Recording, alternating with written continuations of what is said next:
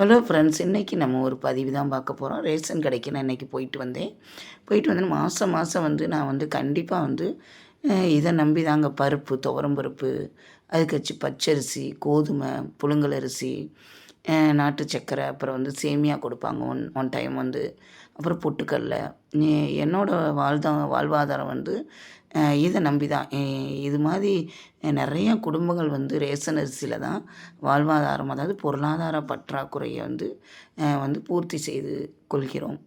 அதனால் எப்பயுமே வந்து நம்ம ரேஷன் அரிசியை வாங்கினோம்னா எதுவுமே வேஸ்ட் பண்ணக்கூடாது. நான் ரேஷன் அரிசியில் வாங்கிய பொருட்கள் வந்து நிறையா பண்ணியிருக்கேன். ரேஷன் அரிசி சாதம் அதில் தான் சாப்பிடுவோம். ரேஷன் அரிசி இட்லி தோசை, அதுக்கப்புறம் வந்து ரேஷன் அரிசியில் வந்து பணியாரம், அப்புறம் ரேஷன் அரிசியில் வந்து நான் வடகம், ரேஷன் அரிசியில் வந்து அந்த வறுத்து நம்ம சத்து உருண்டை கூட நான் செஞ்சுருக்கேங்க. அதனால் எப்பயுமே வந்து மாதம் மாதம் வழங்கக்கூடிய ரேஷன் அரிசி பொருட்கள் வந்து இப்போ வந்து நல்ல தரமாக தெளிவாக போடுறாங்க. ஒயிட் ரைஸ் வந்து நல்ல ஒரு குண்டு குண்டாக இருந்தால் ரேஷன் அரிசியில் அது இட்லிக்கு நல்லா வரும். கொஞ்சம் லீனாக ஒல்லியாக இருந்தால் ரேஷன் அரிசியில் சாதம் நம்ம சமைக்கலாம்.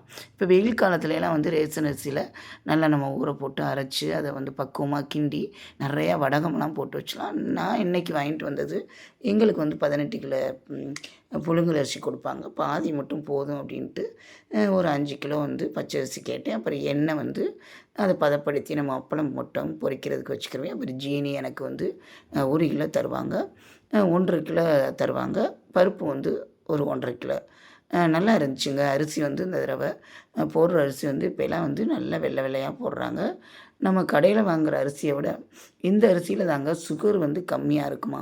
அதனால் ரேஷன் அரிசி ஒரு சமயம்லாம் நான் போகும்போது ரேஷன் அரிசி வந்து கீழே அந்த குப்பையில் கொட்டி விட்டுருப்பாங்க. அதெல்லாம் மனசு ரொம்ப கஷ்டமாக இருக்குது. இதெல்லாம் ஒரு ஒரு பதிவு அவேர்னஸ் தான். அப்படிலாம் வந்து கொட்டாதீங்க. வேணாட்டி நீங்கள் கடையிலே வந்து கொடுத்துட்டு வந்துருங்க. வாங்கக்கூடிய மக்களுக்கு வந்து அந்த ரேஷன் அரிசி போய் சேரட்டும். இது வந்து கவர்மெண்ட் வந்து நம்மளுக்கு எல்லா மக்களுக்கும் பயன்பெறும் மாதிரி கொடுக்குறாங்க. அன்றைக்கி போயிட்டு வந்து என்ன பண்ணேன், வெயில் ரொம்ப அடிக்குதுல்ல இப்போ, ரேஷனில் வாங்கிட்டு வந்து ஜீனி தீர்ந்து போச்சுங்க உண்மையிலேயே. அதனால் ஜீனியும் நான் ஒரு மாதத்துக்கு யூஸ் பண்ணிக்கிடுவேன். நாட்டு சர்க்கரை அதிகமாக யூஸ் பண்ணுறேன். நாட்டு சர்க்கரையை வந்து நம்ம ரேஷன் கடையில் வந்து கொடுக்குறாங்க. எனக்கு இன்றைக்கி பொருட்கள் வாங்கினது வந்து 130. நாட்டு சர்க்கரை கேட்டனால ஒரு 10 ரூபா 140ங்க. மாதம் மாதம் 140 ரூபா கொடுத்து ஜீனி, பருப்பு, அரிசி அதேமாதிரி வாங்கிக்கிடுவேன். அதுமாதிரி துவரம் பருப்பில் வந்து இப்படி அழகான டேஸ்ட்டான சாம்பாருங்க. ரேஷன் பருப்பில் தான் நான் சாம்பார் வைப்பேன். அவ்வளோ டேஸ்ட்டாக இருக்கும். எனக்கு என்னமோ கடையில் வாங்குகிற பருப்பு வந்து பிடிக்கவே பிடிக்காது. அதிக விலையாக இருக்கும். இது வந்து அந்த 140 ரூபா 40 ரூபாலே வந்து எல்லாமே கிடச்சிருதுங்க. அதனால் ரேஷன் விநியோகப் பொருட்கள் வந்து மக்களுக்கு வந்து பயனுள்ள முறையில் வந்து இருக்குது.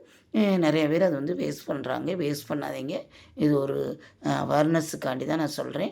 இது மாதிரி இட்லி பஞ்சாக இட்லி, தோசை இதில் தாங்க என்னோட குடும்ப வாழ்வாதாரம் வந்து பாதி எனக்கு வந்து குறையுது. பொருளாதார பற்றாக்குறை வந்து தீர்வு. இப்படி வந்து அழகழகாக வந்து ரேஷன் அரிசியில் வந்து நான் பிள்ளைகளுக்கு வந்து ஒரு தரமானதாக நான் செஞ்சு கொடுத்து பயனுள்ள வகையில் நான் பயன்படுத்திக்கிருவேன். இதுமாதிரி பச்சரிசியும் அரைச்சி நான் இடியாப்பத்துக்கு, இது மாதிரி வடைக்கு போடுறதுக்கு, பச்சரிசி கிரிப்ஸியாக வர்றதுக்கு எல்லாத்துக்குமே வந்து நான் ரேஷன் பொருட்களே வந்து பாதி யூஸ் பண்ணிக்கிருவீங்க. என்னோடய வாழ்வாதாரத்துக்கு அவ்வளவு யூஸ்ஃபுல்லாக இருக்குது ரேஷன் பொருட்கள். அதனால் தமிழ்நாடு அரசு வழங்கக்கூடிய ரேஷன் பொருட்களை வந்து நம்ம சரியான முறையில் வாங்கி சரியான விதத்தில் நம்ம பயன்படுத்தினா அவ்வளோ பயனுள்ள விதத்தில் இருக்குங்க. எல்லாம் கஷ்டப்படுறவங்க மக்களுக்கு வந்து இது நல்ல யூஸ்ஃபுல்லாக இருக்குது. அதனால் இன்றைய பதிவு வந்து ரேஷன் பொருட்களை வந்து வாங்கி நான் என்னென்ன யூஸ்ஃபுல்லாக ஆக்கிக்கிறேன் அப்படின்ற ஒரு பதிவு தான். அந்த பதிவு பிடிச்சிருந்தால் லைக் பண்ணுங்கள், கமெண்ட் பண்ணுங்கள், சப்ஸ்கிரைப் பண்ணுங்கள். நம்ம வீடியோவுக்கு ஹைப்பு கொடுங்க. நம்மளோட சேனலை தொடர்ந்து பாருங்கள். உங்களோட நல்ல ஆதரவு இருந்தால் என்னோடய சேனல் மென்மேலும் வளரும். நன்றி, வணக்கம், பாய்.